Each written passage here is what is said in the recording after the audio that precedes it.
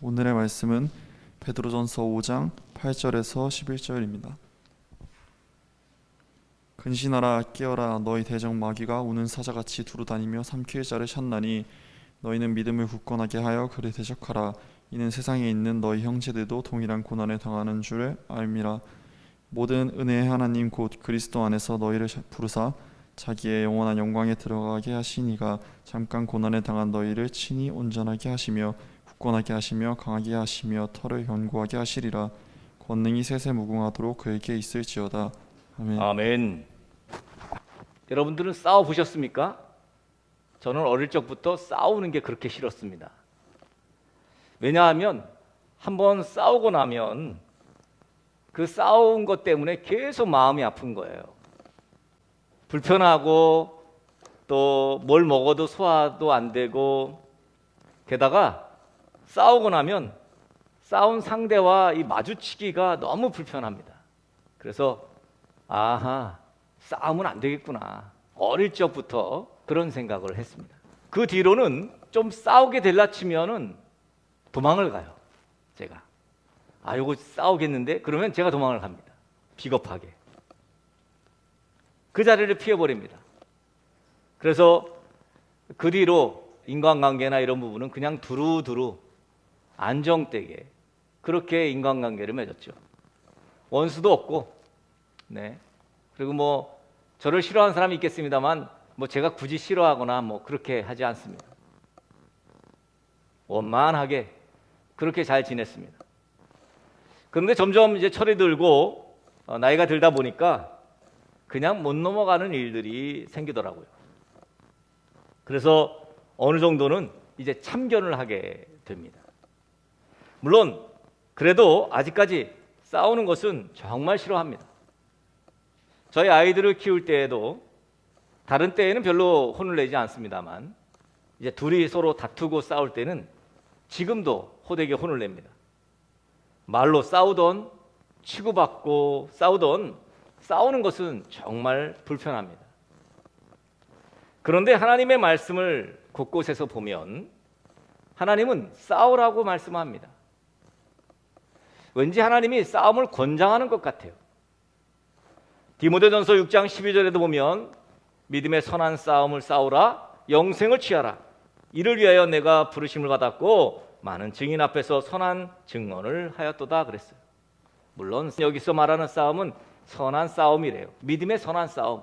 믿음의 선한 싸움이 어떤 것인지는 이제 믿음의 선한 싸움을 싸워봐야 알지만 어찌됐건 싸우라는 얘기죠. 사도 바울은 지금 자신의 영적 아들이었던 디모데에게 믿음의 선한 싸움을 싸우라고 권면합니다. 야, 좀 싸워. 이렇게. 좀 싸워. 싸우되 믿음의 선한 싸움을 싸워. 바울은 왜 디모데에게 이 믿음의 선한 싸움을 강조하고 있나요? 그것은 예수님께서 다시 오실 재림의 날은 반드시 올 것인데 그때에는 반드시 우리 모두 예수 그리스도 앞에 누구든지 서야 되기 때문에, 다시 오실 예수님, 재림하시는 예수님 앞에 누구든지 서야 되기 때문에 믿음의 선한 싸움을 싸워야 된다는 거죠. 믿음으로 살아야 된다는 것입니다. 그때도 그랬고 지금도 우리를 넘어뜨리려는 유혹들이 도처에 깔려 있습니다. 이 유혹은 어떤 유혹입니까? 믿음을 지키지 못하게 하는 유혹이에요. 믿음의 선한 싸움을 싸우지 못하게 하는 유혹들이죠. 성경에는 그로 인해서 고난을 당하는 사람들이 많이 있다고 말합니다. 그런데 적당히 타협하는 사람들은 예수 믿고 말씀대로 살아가는데 아무런 고난도 없고, 그리고 왠지 믿음으로 산다고 말은 하는데 불편함이 아무도 없어요.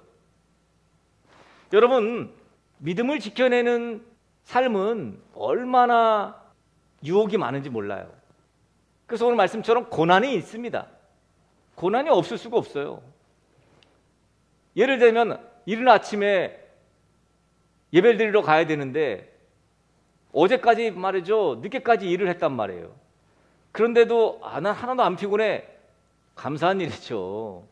그러나 육체적으로는 피곤하겠죠. 영적으로는 피곤하지 않아도.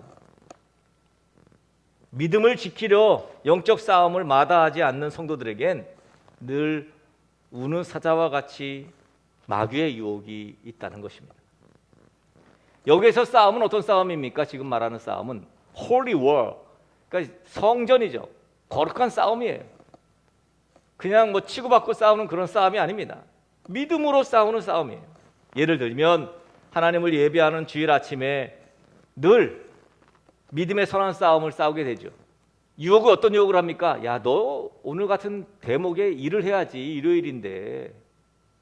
돈을 벌어야 한다는 유혹. 야, 너 피곤하지 않니? 잠을 좀 더 자야 되지 않겠어? 무슨 예배는 무슨 예배야? 잠을 더 자고 싶은 유혹들. 야, 네 남자친구가 지금 놀러 가자고 하잖니? 지금 여름인데 휴가도 가야지. 놀러 가라. 남자친구랑 놀러 가고 싶은 유혹들. 이런 것들로 인해서 하나님을 예배하는 것을 소홀할 때가 있다는 것입니다. 이럴 때는 믿음의 선한 싸움을 싸워야겠죠. 오늘 본문 9절에도 동일한 표현을 하고 있습니다. 너희는 믿음을 굳건하게 하여 그를 대적하라. 여기 대적할 그가 누구죠? 대적할 대상 그가 누구예요? 오늘 말씀해 보니까 8절에 나옵니다. 근신하라 깨어라 너희 대적 마귀가 우는 사자같이 두루다니며 삼킬 자를 찾나니. 우리가 믿음을 굳건하게 대적할 대상이 누구라고요? 마귀라는 겁니다. 대적 마귀. 마귀가 우리를 삼키려고 한다는 것입니다. 우는 사자와 같이 두루다니면서 삼킬 자를 찾고 있다고 그렇게 말하고 있습니다. 여러분, 대적 마귀에 대해서는 이제 조금 후에 함께 살펴보도록 하겠습니다. 우리는 예수님을 믿습니다. 그런데 예수님 믿는 것이 굉장히 힘듭니다. 왜 그렇습니까? 뭐 다른 측면에서 힘든 게 아니라 내가 바라고 내가 원하는 것을 다 이루어 주시면 예수님 믿는 게 어렵지 않고 힘들지 않아요. 그런데 예수님은 우리에게 예수님이 원하시고 예수님이 바라시는 것들을 하라고 말씀하십니다. 예를 들면 우리는 우리에게 상처 주고 우리를 괴롭게 한 원수 같은 저 인간을 용서하고 싶은 마음이 추워도 없어요. 그런데 예수님은 무조건 용서하라는 거예요. 우리는 이 세상을 살아가면서 누구보다 떵떵거리면서 이름 내어 거창하게 도와주고 말이죠. 그렇게 살고 싶은데 하나님은 넌 지금에 만족해. 그저 감사하고 살라는 거예요. 이러한 부분 때문에 우리는 늘 싸웁니다. 그런데 우리의 대적인 마귀는 우리의 이러한 인간적인 습성을 너무도 잘 알아요. 우리를 넘어뜨리려, 삼키려 갖은 술수를 다 동원합니다. 야, 돈이 있어야 남도 도와주고 헌금도 많이 알고 그러지. 돈을 많이 벌려면 일해야지. 무슨 예배는 무슨 예배야. 지금 돈 벌고 나서 예배를 하든지 말든지 해야지. 그죠? 야, 뇌물 주는 거? 야, 다른 사람들도 다 뇌물 주고 그래. 그래야 돈을 벌지. 괜찮아. 돈 벌려면 어쩔 수 없는 거야. 괜찮아. 다른 사람들 다 그래. 여러분, 조금이라도 여지가 있으면 마귀는 거기를 파고듭니다. 두루다니면서 삼킬 자를 찾고 있는 거예요. 그래서 오늘 말씀하잖아요. 적극적으로 싸워야 한다고. 싸워야 이길 수 있다고 말이죠. 만약 싸우지 않는다면 철저하게 당하게 되어 있습니다. 여러분들은 요즘 무엇과 싸우고 있습니까? 여러분들은 요즘 누구와 싸우고 있습니까? 성도는 싸울 거 가지고 싸워야 됩니다. 이런 싸움을 우리는 영적 싸움이라고 말하죠. 그런데 쓸데없는 것으로 싸울 때가 있어요. 어느 교회에서 있었던 일입니다. 이 교회는 교인들을 위한 묘지가 있는 교회. 참 부럽죠, 여러분. 제가 처음으로 해외를 나갔을 때 일본을 갔었는데 그 일본에서 집회를 하게 됐는데 그 집회를 한 그 일본인 교회가 그 요코하마에 있는 시미즈게오카라는 교회인데 그 교회가 지하에 납골 땅이 있었어요. 교회가 굉장히 오래된 교회예요. 뭐 규모도 꽤 크고 그런데 지하에 납골 땅이 있었어요. 거기를 이제 목사님이 소개를 시켜서 내려갔는데 납골 땅이 탁 가까이 있습니다. 지하에 이렇게 해서 돌아가시면 거기다 이렇게 넣는 거예요. 성도들. 저는 너무 부럽더라고요. 저도 사실은 교회를 짓는다면 저는 납골 땅을 하나 만들고 싶어요. 교회에다가. 우리 성도들 다 돌아가시면 거기다 그냥 놓으면 되잖아. 얼마나 좋아. 자녀들도 늘 그냥 그곳에서 또 그죠? 어디 뭐 딴 데다 넣을 게 뭐 있어. 교회에다가 놓으면 되지. 좀 이상해요? 저는 그렇게 하고 싶어요. 교회를 하나님이 짓게 하실지 모르겠습니다만 어찌됐건. 그런데 이 교회가 묘지가 있는 교회인데 어느 날 오랫동안 이 교회에서 목회하신 후에 은퇴하신 원로 목사님이 돌아가신 거예요.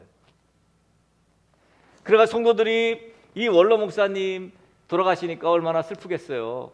그래서 이제 함께 장례를 치르고 그리고 원로 목사님을 교회 묘지에 위쪽에 아주 좋은 위치에다가 장사를 지낸 거예요. 교회 묘지가 있으니까. 자, 이제 장사를 다 지내고 그리고 이제 내려오는 길에 은퇴하신 원로 장로님이 이렇게 얘기하는 거. 제일 연장자인 원로 장로님이 원로 목사님 묘소 바로 옆에 있는 오른쪽에 있는 그 공간은 내가 묻혀야겠다. 그런 거죠. 그러자 또 다른 원로 장로님이 그러죠. 아이고 무슨 말입니까? 거긴 내가 이미 찜해놨는데 그건 제가 묻힐 곳이에요.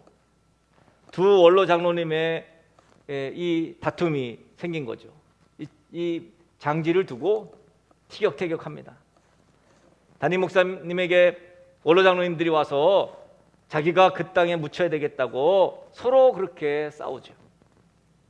담임 목사님은 대략 난감한 거죠. 원로 장로님 두 분이 그러니까 난처해 하는 담임 목사님 곁에서 이 광경을 지켜보던 젊은 장로님이 이렇게 말을 하죠. 아유 장로님들 뭘 그런 거 갖고 싸우십니까? 그러지 마시고 두 분 중에 먼저 돌아가시는 분을 저기 모시도록 할게요. 사실 이런 교회는 없겠지요. 아니 모르죠. 이런 문제는 아닐지라도 이와 비슷한 문제들은 종종 있는 것 같습니다. 분명한 것은 교회 지도자들, 또 목회자나 사역자나 장로님들이나 이 중직들 간의 다툼은 결국 교회를 분열시키는 불씨가 됩니다. 막 신앙생활을 시작한 교인 때문에 교회 분열이 일어나는 일은 없는 것 같아요. 싸울 것을 가지고 싸워야 합니다. 오늘 이야기의 이 교회 젊은 장로님 말처럼 먼저 죽으면 다 해결되는 거예요. 굳이 그런 것으로 싸우지 말아야 합니다. 저랑 아주 친한 권 장로님이 처음 장로로 피택돼 가지고 신천 장로가 되어서 신천 장로가 되면 이 과정을 겪어야 돼요. 3년간 시험도 치르고요. 그리고 이제 과정 자격이라 해서 자격 심사를 해야 됩니다. 딱 앉혀놓고 다 물어봐요. 다 물어보고 그 과정에 통과돼야 장로 안수를 줍니다. 그런데 이 권 장로님이 과정 자격에 들어갔는데 어느 목사님이 질문을 하는 거예요.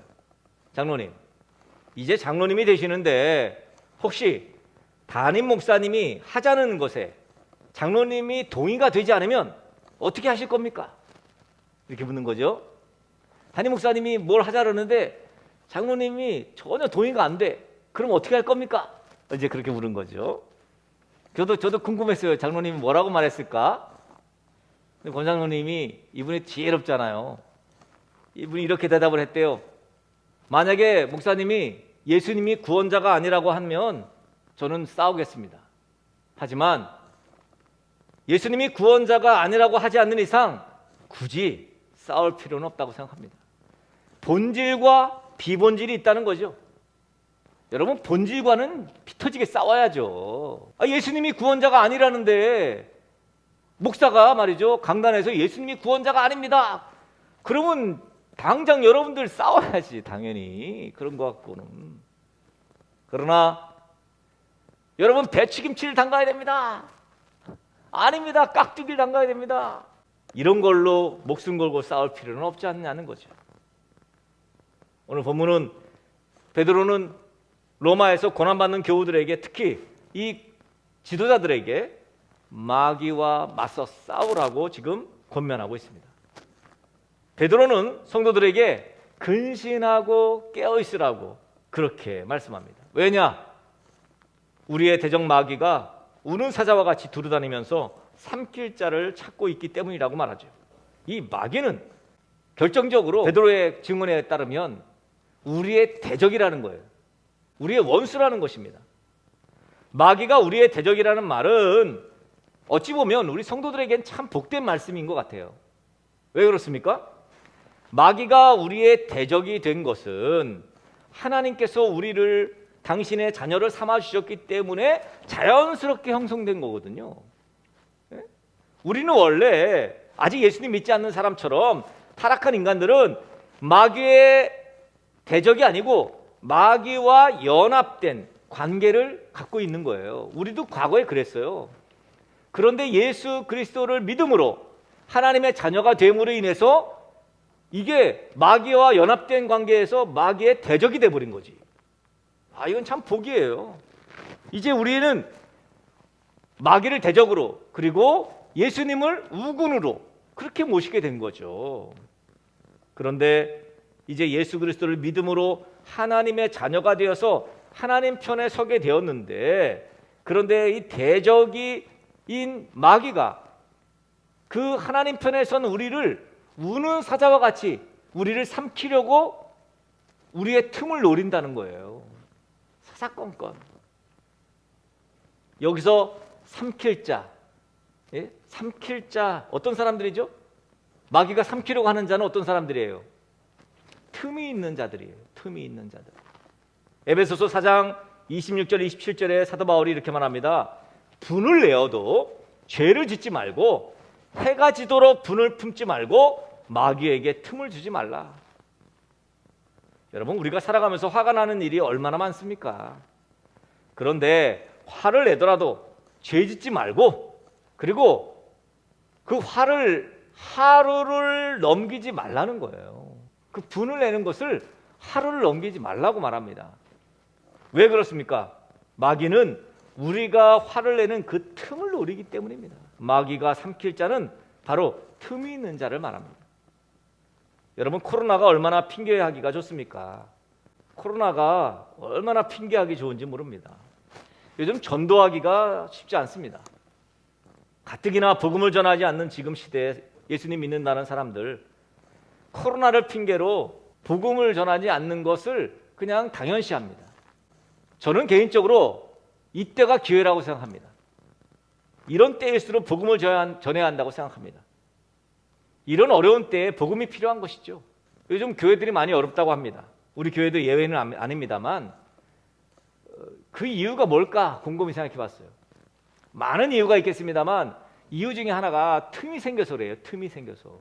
틈을 가지기 때문입니다. 이 틈이 생기면 우는 사자처럼 마귀가 말이죠, 거기에 달겨드는 거죠. 여러분, 우리는 마귀에게 삼켜지면 안 됩니다. 감히 마귀가 우리를 넘보지 못하게 해야죠. 그래서 선한 싸움을 싸워야 하는 것입니다. 베드로전서 5장 8절의 경고에 우리는 주의를 기울여야 하는 것입니다. 다시 마귀를 대적하기 위하여 우리가 할 수 있는 일이 무엇일까? 우리 성경은 근신하고 깨어있으라고 권면합니다. 근신하라. 무슨 말입니까? 정신을 바짝 차리라는 거예요. 정신 차려라 이거죠. 생각 없이 살지 말라는 겁니다. 즉 영적인 긴장을 놓지 말라는 거예요. 너 지금 마귀가 노리고 있으니 그 사실을 인식하고 경계심을 가지고 살라는 거예요. 또 깨어라 그랬어요. 잠들지 말라는 얘기죠. 영적인 경각심을 가지고 있으라는 얘기죠. 그런데 여러분, 이것만으로는 부족합니다. 우리는 강력한 마귀에 대하여 더욱 강한 행동이 필요합니다. 그래서 그 다음 구절이 이렇게 말합니다. 마귀를 대적하라. 대적한다는 게 뭡니까? 맞서 싸워야 된다는 거죠. 마귀는요, 여러분, 피하는 게 아니에요. 대항해서 싸워야 하는 것입니다. 그런데 마귀는 눈에 안 보여요. 눈에 보이지 않습니다. 대놓고 와가지고 나 마귀니까 한판 하자 그러지 않습니다. 그래서 우리 육체로 싸울 수는 없어요. 하나님께서는 우리로 마귀를 대적할 무기를 주셨는데 그게 뭐예요? 바로 믿음이에요. 믿음으로 싸우는 거죠. 하나님께서는 우리로 마귀를 대적하여 싸울 수 있는 무기 믿음을 주셨어요. 그래서 오늘 9절 말씀에 너희는 믿음을 굳건하게 하여 그를 대적하라 그랬어요. 마귀를 대적하되 마귀와 대적해서 싸우되 믿음을 굳건히 하고 싸워야 돼요. 왜냐? 마귀는 우리의 마음을 미혹해서 하나님을 의심하게 만들고 하나님을 대적하게 하고 하나님을 싫어하게 하고, 이게 바로 마귀가 원하는 목적이에요. 그래서 우리에게 필요한 것은 하나님을 믿는 믿음이에요. 믿음, 그 성숙한 믿음이에요. 그 믿음에 굳게 서서 흔들리지 말아야 합니다. 성도는 언제나 보이지 않는 영적 정쟁 속에 늘 있습니다. 그런데 만약 싸우지 않는다면, 대적하지 않는다면 그 싸움은 뭐 불보듯 뻔합니다.